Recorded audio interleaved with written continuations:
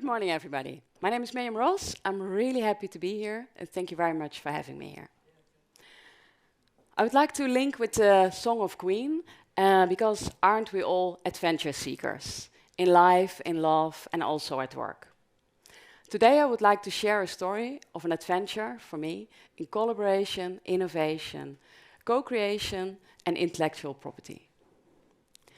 For many years, I was a contracts negotiator, and I really love to negotiate contracts. I still do. And I worked in several industries. I worked with lots of counterparts, suppliers, partners, customers. Also for different products, different services, but it was very special. In all these contracts, you also had intellectual property clauses, how to deal with it. And all those people around the table, over all those years, they all had the same IP policy. And that's why I brought the Song of Queen. I always call it the I want it all policy. I want it all, and I want it now. What you also often see is that you work with different parties, with small organizations, with larger organizations, the David and the Goliaths. What Queen is singing, I'm not a man for a compromise. So I'm living it all and I'm giving it all. And that's what you very often see. For example, an engineer from a corporate working day and night to develop something that he really likes, would like to bring to the world, brings value to everybody. Or a founder of a startup working day and night. And I recognize very much I'm not a man for a compromise, because that was what I often saw in these negotiations, that everybody wanted to have everything. And that it was also so personal because they developed something which they really liked. But yeah, if you all have this policy, I want it all, then the negotiations become really tough. And yeah, how do you deal with that? And also, you're only starting with a negotiation. What will come next? And if it already starts so difficult, how to have a good cooperation in the future? So to be honest with you, there was for me a lot of frustration. Why is it so difficult? Why don't we have a bit more business sense and look at things which are really important? Then we do the tough negotiations about these aspects, and in other areas maybe we can trade a bit, it give and take and a two-way street. And there I also would like to, the Song of Queen. They sing, I gotta get me a game plan, but just give me what I know is mine. It ain't much I'm asking if you want the truth. But what's the truth, eh? And what's mine? That's always really complex, because there are so many aspects to deal with. In those days, I was also studying business law, and I had to write a thesis. So I thought, that's an interesting topic. I do some desk research, I do some literature study, and see if there are some red lines while zooming out, which I can use and offer a model which could help in these negotiations. So I started to do a literature study, but it turned out there was hardly anything about intellectual property and how to deal with it. In those days, Chesbrough had written, I think, 3 books, but there were only 2 or 3 pages about IP. So I thought, okay, now then I set up some research myself. I did some interviews, did some analysis of contracts, of collaborative projects. And yeah, it's something to develop a game plan. It's a framework. My thesis, I wrote it already in 2007. And in 2016, I met Deepika Jayakody. We will give a workshop also together this afternoon. And she said, yeah, Mirjam, this is still quite relevant. Then we wrote a paper, and then we decided to write a book. The paper was on the academic side, and the book we decided, no, we don't want to make things complex. It's already complex enough. We would like to simplify it. So that's what I would like to share with you today. What you see in the current world, and I think after 2 years of COVID, we all realize we're all interconnected and interdependent. The lone genius has become a rarity. I think also a very interesting part of ecosystems, and Art Peter also touched upon that. You see that if you feed the network feeds you. And if you have an overview of what the network is, then you can invest in the network and you will get things in return. And I think it was also very interesting what you said about competition. I think it's important to realize that it's both there, competition and cooperation. But I think also that we are often maybe too much still oriented on creating a competitive advantage. And I think working in an ecosystem nowadays is also about how to create together a cooperative advantage. And it's also important to realize that the supply chain is maybe not always complete in your map, because there are also sometimes invisible parts. Visible parts and very important partners are also, of course, the universities, institutions, and the government. But there are also the lowest parts, maybe, of your supply chain. The delivery of raw materials. How is the mining be done? That's more and more important with regard, of course, with regard to sustainability. But also, are they using child labor? So it's not only maybe the mapping you see at first sight, but your responsibility probably goes a bit further. While you work in an ecosystem, I fully agree with Art-Pieter that the gut feeling and also the relationships with the people are super important. But I also want to really to advocate you are different. And that's the key, I think, in collaboration. You need to be complementary. Because if your partner does the same as you, then you are already competitors, or your future business model is in competition. So you have to be different. And you have to also to realize that you have to nurture then the differences and embrace the differences. And I think this is an example. I spoke once with people from a startup. They were quite successful, and they said, yeah, for us, time to market is super important. We need to decide really quickly. Speed is crucial. So we don't want to work with slow companies. We only work with fast companies. And then you see a partner selection mechanism, which is super important. And it's crucial to set expectations at the start. And not only about the financial parts or the technical part, but also about cultural aspects and the differences between organizations. It's often kind of neglected at the start phase to discuss these things. Now, for example, the speed and what you expect from each other. Thing to underline also is it's a VUCA world. VUCA stands a term from the military, and stands for vulnerability, uncertainty, complexity, and ambiguity. And I think, in the current world, also recently, the last years, recent weeks, I think it's definitely a VUCA world. It has so much, everything that happens has so much impact on personal lives, on businesses, on ecosystems. So how to handle that? It's not so easy. What we would like to present to you, to offer you, is a simple framework with 3 moves. First, you start doing an internal and external analysis. What's your context? A bit similar to the mapping that Art-Pieter showed. We'll talk a bit more about that this afternoon in the workshop. Next one is the matrix. I will get back to that in a minute. And the third step is strategy implementation. It's about enabling the ecosystem, your innovation mindset, and also work with clever contracts, simplification, visualization, how to implement that. What's important to realize, it's an iterative process. So sometimes you start with step 2 or 3 even, and then you go back and forth. It's never something that it's done. It's a very dynamic world, especially in innovation and collaboration. And what we hope that this framework offers you, that it's important to know what to do when you don't know what to do. And I think that's very much what it is about these days. What we also would like to offer is that we step from VUCA 1.0 to VUCA 2.0. And then VUCA stands in our vision, the V for vision, understanding, courage, and adaptability. This is the innovation matrix. First, I'll explain the x-axis, open and closed. Open stands for collaboration with many parties. And closed is that you work on an individual basis. So the bottom side of the matrix is open versus closed. Then the y-axis is about guarding your intellectual property, and then intellectual property in a broad sense. Also your knowledge, what you developed, everything. On the bottom part of the matrix, you guard your IP, and if you go to the top part, there you reveal IP. And some things are important to realize. Nothing is right or wrong. It's a creative process. It's also dynamic. And I will explain the white boxes for you. These are the extremes.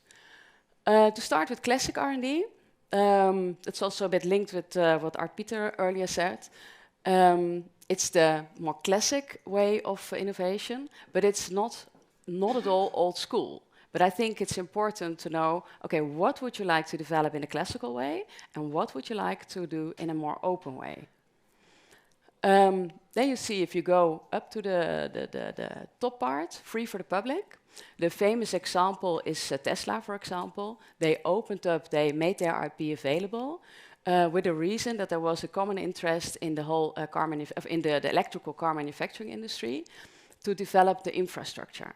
And their competitors were not the other electrical car manufacturers those days, but the classical car manufacturers. So they opened up their IP, and of course they did not give away everything or that kind of thing. But they thought, okay, what's necessary? What is a joint interest? Okay, this is a joint interest, then we make our IP available to speed up the whole process. At the right top corner, you see open source. Of course, well known of the software, but you can also use it in a hardware environment or for a hardware product. You develop it with multiple parties, and it's open. Everybody can develop, and everybody has access to it. Then crowd innovation. That's an example. Often one party tries to guard the IP and organizes a competition, and all the knowledge that comes in, they try to capture that. That's also legally, I think, also evolving what's the rules there. And lots of parties collaborate and give their inputs. A famous example here is, for example, Lego Ideas. My youngest son, he was really enthusiastic about it. You can go to the internet, you can develop something yourself. And if you win, then you get some Lego boxes, and you have to get 10,000 votes. And for Lego in the 90s, they were not so successful. And they became successful by connecting with their ecosystem. They cooperated with movies, also with games. So it was a really interesting way to connect with ecosystems, and then they were in the collaborative innovation in the middle part, and also doing crowd innovation. And what we saw in our research was that the most successful companies combined a strategy in 2 or 3 boxes. So it's really a combination, being creative, and what we always advise organizations, first do your homework yourself, and then be transparent, brainstorm about this together with your partners. What I would like to illustrate with this matrix is that often you don't need it all. So why would you want it all? And if you all see all these options, it's a simple way to structure, but you also see that it's hardly impossible to do it all. So it's important to see, okay, what's important, what's key for us to keep, what can we share, and also where are the accelerators? Because sometimes you have of a technical product, you have a part of it you want to keep, you want to make it a black box, you would like to keep it secret. But for example, the maintenance or a small part of a product, there you can open things up. And with a lot of advantages that you get more revenues, but also connection with the outside world to learn from them, to know what's happening outside. Yeah, what was also interesting, not only the IP policies were very similar always, or very often, also the contracts that you use are really similar. And yeah, why is it? Because you have different users, different goals, different products, different interests, different kind of transactions, but they all look so similar. I would like to quote some people, some experts in the field. The first quote is from Margaret Hagan and Helena Hapio, two top legal design thinkers. They say, the commercial lawyer's great unforced error is this: buying into the idea that contracts are written by lawyers for lawyers. Yeah, and how true is it? I spoke once with a business developer and he said, "Yeah, Miriam, I wrote a term sheet of 2 pages and I completely understood it. And then I gave it to my lawyer and I got back 100 pages and I had no clue." And yeah, I trusted him and I hoped that everything was still in it, what I wanted, but he didn't know. Yeah, and on these moments I say, yeah, but that's not okay. You're the innovator, you're the technician, you're the project manager. And especially in innovation, it's a dynamic situation. It's not something, as I was also educated as a lawyer, hey, you need a contract in case something goes wrong. But that's not the current situation. The world is so dynamic, especially in innovation and collaboration. And how valuable is it that everybody knows what you agreed about and that you can update it along the way? Another quote I would like to share with you is from Sally Guillet. She's the CEO of World Commerce and Contracting. And she says, contracts are not legal. Legal is only one stakeholder. And contracts are business critical economic instruments. And I cannot agree more. I would like to show you an example. I'm afraid not everybody can read it in the back. We start at the left side, and now you receive something like this, and you think, oh gosh, I was on holiday in the UK. Doesn't look good. Do not ignore this notice, payment slip, Manton, return address. Oh, penalty charge notice. Does not look good. What did I do? Oh, £30 payable, west to east. And then you look at the right side. That's a redesign of this same penalty notice. There you see, a picture, a bus lane. Your car was photographed in a bus lane. Oh gosh, did I do that? No, it must be my husband. I think I was sleeping then. Yeah, but then you see, okay, penalty. This is also 30 pounds. And if I do not pay in 2 weeks, then it becomes 60 pounds. And then it even gets 90. Maybe it's better to pay soon. So you see how this document is redesigned and also what happens to me personally. I see the left one and I think, something is wrong. I did something wrong, but I have no clue what. What should I do? And you become feeling unsure. And at the right side, you think, yeah, that was not so clever to do that. Yeah. And this is an example of a document, but you can also apply it to contracts, but also to a policy, a manual, and everything you work with. And the nice thing about this is also, if you see it, you cannot unsee it anymore. Imagine if your interactions with the government or with institutions could be improved like this. Where would you start? And I would have an idea. I would have a wish, if you work in collaboration, that there would be something like a collaboration toolbox in which you have some safe documents which are neutral standards, for example, an NDA, a collaboration contract, or an exploitation contract, and that you know beforehand, this is a safe NDA. If I sign it, I don't give up all my rights beforehand. Or in a collaboration contract, there is an exit clause, and a lawyer thought about it. How nice would that be? So what you see is that this is not only meant as a nice design, but it's also meant to build trust, build better relationships. It's not only nice and working with icons and pictures. I would like to finish my presentation by underlining that no one flies solo. No one is an island.